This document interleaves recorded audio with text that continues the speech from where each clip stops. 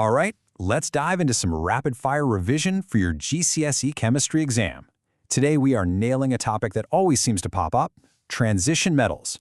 This is your go-to guide for everything you need from section 4.1.3 of the spec. So let's get right into it. So, let's kick things off with a pretty simple question. You've got sodium and you've got iron. They're both metals, right? But think about it for a second. One of them is so soft you can cut it with a knife and it literally explodes in water. The other, well, we use it to build bridges. So what is the real difference between them? That's the big question we're going to answer today. First, let's do a quick recap of a family you already know pretty well, the Group 1 alkali metals. Honestly, you can think of them as the drama queens of the periodic table. They're super soft, they have such low densities they can float on water, right before they burst into flames. So keep that dramatic personality in mind. And now let's meet the stars of today's show, the transition metals. You know that big block of elements, slap bang in the middle of the periodic table? We're talking about things like iron, copper, nickel, and zinc. These guys are a completely different beast, and for your exam, understanding their properties is absolutely crucial. A super common exam question is to ask you to compare the properties of transition metals with the Group 1 metals we just talked about. So that's exactly what we're going to do. Think of this as the ultimate head-to-head comparison you'll need.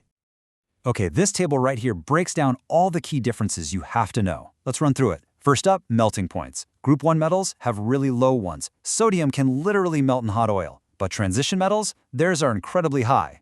Densities, Group 1 are low, light enough to float, whereas transition metals are dense and feel heavy. Strength, Group 1 are soft.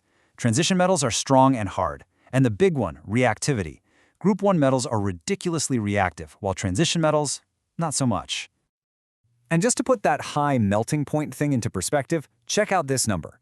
That is the melting point of iron, 1,538 degrees Celsius. Now compare that to sodium, which melts at just under 98 degrees. It is a massive, massive difference, and it's a fantastic, specific detail to drop into an exam answer. And here's that difference in strength made crystal clear. You can just slice through a block of potassium with a butter knife, but if you want to shape iron, you're going to need something with a bit more oomph, like a blacksmith's hammer.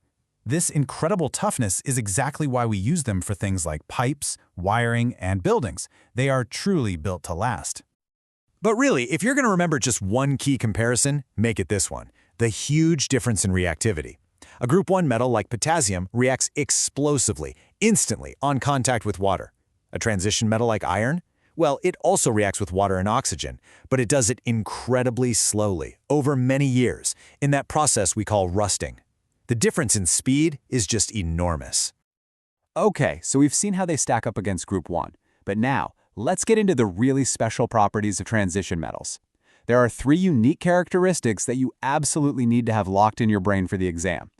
First thing, they can form ions with different charges. See, a sodium atom can only ever lose 1 electron. That's it. It forms an Na+ ion. But a transition metal like iron, well, it's a bit more versatile. It can lose 2 electrons to form an iron 2 ion, that's Fe2+, or it can lose 3 electrons to form an iron 3 ion, Fe3+. This chemical flexibility is a really big deal. Second, and this one's pretty cool, they form colored compounds. I mean, think about it. Sodium chloride, table salt, is white. Potassium chloride, white. Pretty much all the Group 1 compounds are just boring white crystals. But transition metals, they're the ones that bring all the color to chemistry. And here are the specific colors you should definitely try to remember. If you see a bright blue solution or crystal in your exam, there is a very good chance that copper 2 ions are involved. See a pale green color? Start thinking iron 2. And that classic rusty reddish-brown color? That's the signature look of iron 3 compounds. And finally, their third special power, they make fantastic catalysts. Now, a catalyst is just a substance that speeds up a chemical reaction without getting used up itself. Transition metals like iron and nickel are absolute industrial workhorses, making massive chemical processes, like producing fertilizers, faster, cheaper, and more efficient. All right, deep breath. Let's pull all of that together into one final, super quick revision sheet. This is everything from section 4.13 condensed down into the absolute must-know facts for your exam. First up, the big comparison points. You ready? Transition metals are strong, hard, and dense. They have high melting points, and they are way, way less reactive than Group 1 metals. Got it? Perfect. And now, the 3 special properties. 1. They form ions with different charges. 2. They make colorful compounds. And 3. They act as incredibly useful catalysts. If you can memorize these points and that comparison, you have absolutely nailed this topic. So, we'll leave you with this final thought to chew on.